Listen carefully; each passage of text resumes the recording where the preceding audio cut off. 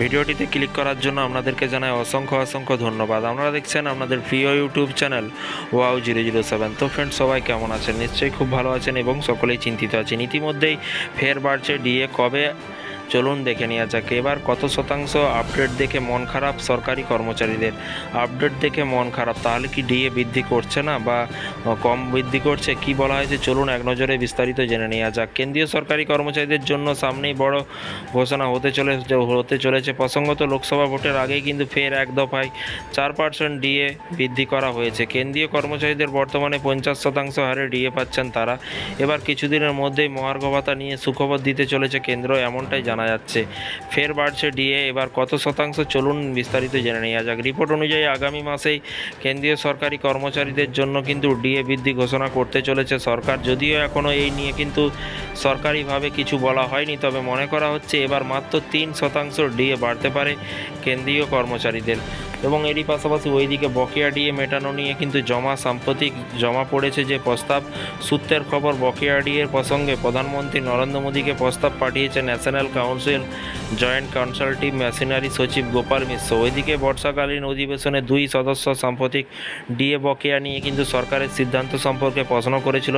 সেই প্রশ্নের উত্তরে অর্থ প্রতিমন্ত্রী পঙ্কজ চৌধুরী উত্তর দিয়েছেন যে এই বিষয়ে সরকার এখনও বিবেচনা করছে না। অর্থাৎ কোভিড-19 মহামারী চলাকালীন থমকে যাওয়া যে 18 মাসের বকেয়া ডিএ বা ডিএনএস রিলিফ এর মুক্তি দেওয়া সম্ভব কম। ওইদিকে কেন্দ্রীয় সরকার 2024 সালে সেপ্টেম্বরে কিন্তু মহার্ঘ ভাতা এবং মহার্ঘতান 3% বৃদ্ধির ঘোষণা করতে পারে, যা 1 জুলাই 2024 থেকে কার্যকর হবে। ডিএ 50%-এর বেশি বেড়ে গেলে ডিএ মূল বেতনের সাথে যুক্ত করা হবে না। আপাতত 8ম বেতন কমিশন গঠন না হওয়া পর্যন্ত এভাবেই চলতে থাকবে। নিয়ম মতো কিন্তু বছরে 2 বার নিজেদের কর্মচারীদের ডিএ বৃদ্ধি করে থাকে কেন্দ্রীয় সরকার। জানুয়ারিতে মহার্ঘ ভাতা 50%-এ পৌঁছেছে, সেপ্টেম্বরে ফের বাড়বে ভাতা। এবার কিন্তু 3% নাকি 4% বাড়বে, সেই নিয়ে কিন্তু জল্পনা তুঙ্গে ছিল।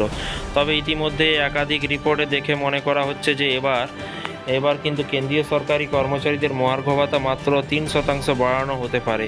যদি 3% ভাতা বৃদ্ধি করা হয়, তাহলে কিন্তু কেন্দ্রীয় সরকারি কর্মচারীদের ডিএ গিয়ে পৌঁছাবে 53%। তো ফ্রেন্ডস, বিষয়টি বুঝতে পারছেন। এই ছিল আজকে একটি ছোট্ট আপডেট। এই ধরনের প্রতিদিন লেটেস্ট আপডেট পেতে চ্যানেলটিকে সাবস্ক্রাইব করে পাশে থাকা বেল আইকনটিতে প্রেস করে অল নোটিফিকেশনটি অন করে রাখবেন পরবর্তী নতুন আপডেট পাওয়ার জন্য। প্রত্যেক দিন বিভিন্ন রকম রাজ্য সরকারি কেন্দ্রীয় সরকারি কর্মচারীদের আপডেট কিন্তু এই চ্যানেলে দেওয়া হয়, তাই চ্যানেলটিকে সাবস্ক্রাইব করে রাখতে ভুলবেন না। থ্যাংক ইউ ভিডিওটি এতক্ষণ দেখার জন্য।